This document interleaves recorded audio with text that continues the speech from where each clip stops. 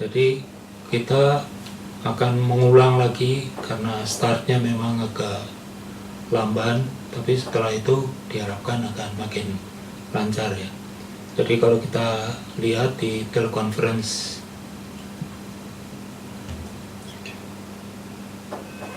ke berapa itu, ketiga, kita sudah membahas mengenai melacak makalah penelitian empirik setelah systematic review. Jadi melanjutkan apa yang telah direview oleh penulis-penulis makalah systematic review dengan sendirinya mengenai topik yang sama, dan kita ingin tahu apakah makalah-makalah penelitian empirik yang terkini ini sudah memecahkan masalah penelitian sebelumnya.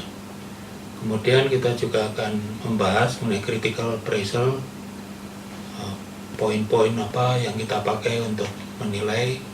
Kemudian juga kita akan membahas tentang masalah penelitian dan tujuan penelitian yang mungkin harus diupdate setelah membaca, setelah menelaah, telah makalah-makalah penelitian empirik yang terakhir, dan bagaimana menyusun telah pustaka. Jadi metode yang saya pakai mundur sedikit untuk maju lebih banyak, nanti berikut mundur lagi untuk mengulang supaya kita betul-betul paham. Dan kalau ada yang kurang paham, silakan untuk menanyakan. Ini saya mulai lagi dengan butir-butir penting yang perlu diingat. Banyak yang masih mengacaukan masalah praktis dan masalah penelitian. Masalah praktis ini adalah masalah yang dihadapi praktisi dan merupakan kesenjangan antara keadaan yang seharusnya dan keadaan yang ada. Sebagai contoh misalnya, idealnya semua pasien yang positif TB taat minum obat sampai selesai satu cure, satu paket, dan idealnya TB paru ini sembuh. Tapi kenyataannya yang juga bisa kita baca di makalah yang akan kita critical appraisal, banyak yang tidak taat minum obat TB dan konversi dari sputum positif ke negatif juga rendah. Nah, bagi praktisi, apakah itu Menteri Kesehatan atau kepala dinas atau kepala puskesmas atau bahkan orang awam ingin mengetahui apakah DOTS yang dianjurkan WHO dan Kemenkes memang berdaya guna atau istilah Inggrisnya efficacious. Dan kalau ternyata tidak, apa ada intervensi lain yang terbukti berdaya guna. Nah, istilah effectiveness dan efisiensi sering digunakan di pustaka, tapi sebenarnya dua istilah ini lebih merupakan istilah untuk manajemen yang menunjukkan ada upaya yang efektif, yang berhasil dan bisa dilaksanakan secara efisien. Jadi sebagai contoh misalnya begini, puskesmas efektif meningkatkan jumlah penderita yang menggunakan DOTS. Jadi cakupannya luas, mungkin 100%. Vaksinasi juga mungkin cakupannya 80% lebih. Dan diharapkan juga dengan cara yang hemat, yang efisien. Tapi kalau DOTS-nya sendiri tidak efikasius, atau kalau dalam hal vaksinnya tidak poten, maka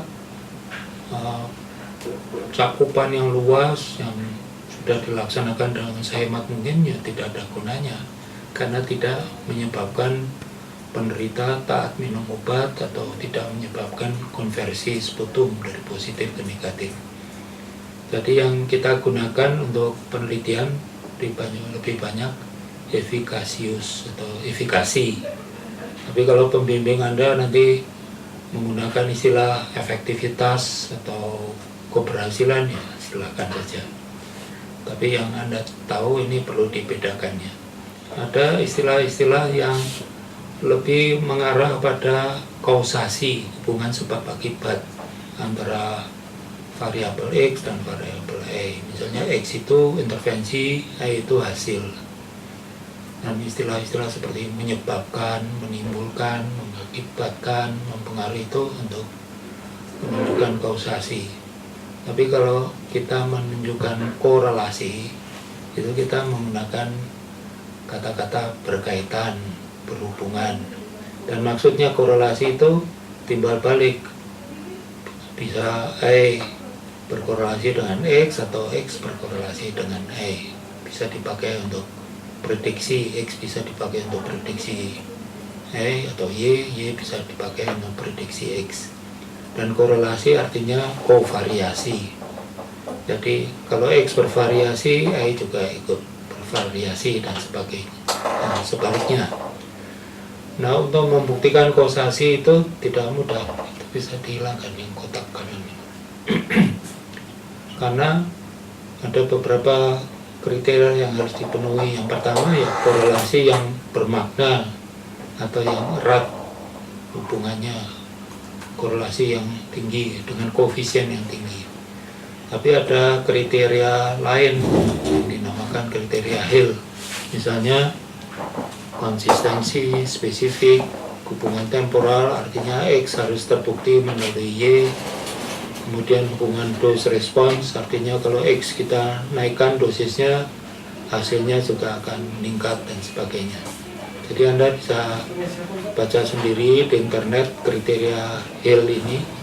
Dan yang perlu Anda ketahui, biasanya dalam penelitian kita sekedar menunjukkan korelasinya kuat. Tapi kalau Anda ingin membuktikan sebab akibat, ya perhatikan kriteria tambahan ini. Nah, ada kaitan erat antara masalah praktis dan masalah penelitian. Jadi praktisi membutuhkan informasi yang valid